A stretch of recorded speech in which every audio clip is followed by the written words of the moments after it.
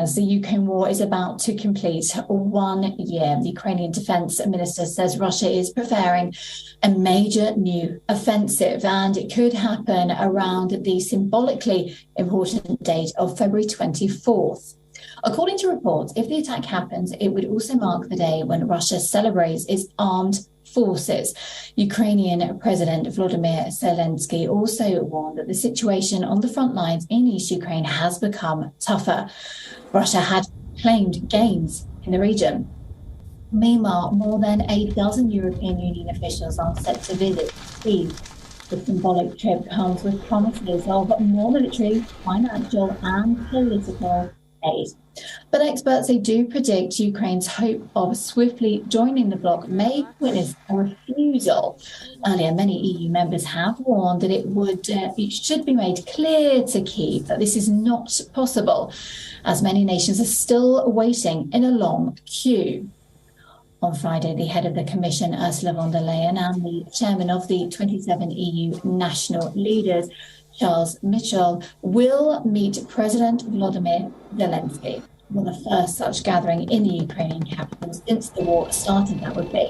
The allies will discuss sending even more weapons and money to Ukraine, boosting access for Ukraine's products to the EU market, helping Ukraine over energy needs, and imposing new sanctions against Russia as well. Until now, the 27-nation EU has earmarked nearly $65 billion in aid to Ukraine. Well, this includes nearly more than $13 billion of military support. However, despite much admiration for Ukraine's resistance, the EU refuses to offer Kyiv a fast track to membership.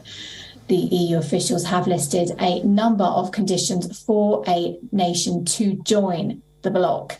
Well, this ranges from political and economic stability to adopting EU laws, from climate to social to health standards as well. Now, in order to show his commitment to the billions of dollars of aid provided by Western allies in recent days, Zelensky's government has cracked down on high-level corruption.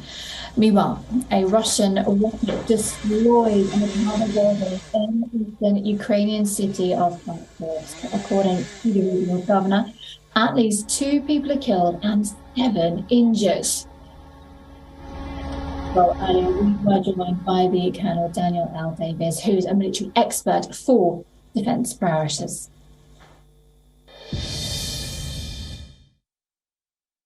When Ukraine got the HIMARS system 5 or 6 months ago, that changed the dynamics a lot, because it allowed Ukraine to strike at a medium range distance, which was hitting the Russian ammo supplies at command and control nodes, rallying points, etc., behind the lines, which impacted their ability to come forward.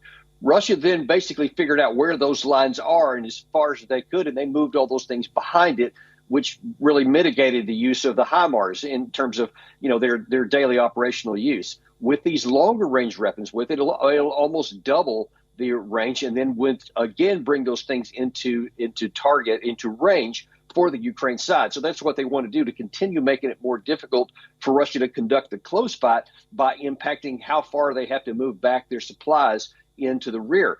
But the bigger issue, especially for Russia, without question, because this is what Peskov has mentioned earlier today, is the fact that it will bring all of Crimea into range. And that is one of the big problems and potential red lines for Russia. It's different than anything has been up to this point. And so Peskov is saying that Russia will respond accordingly. And, we don't know what that means.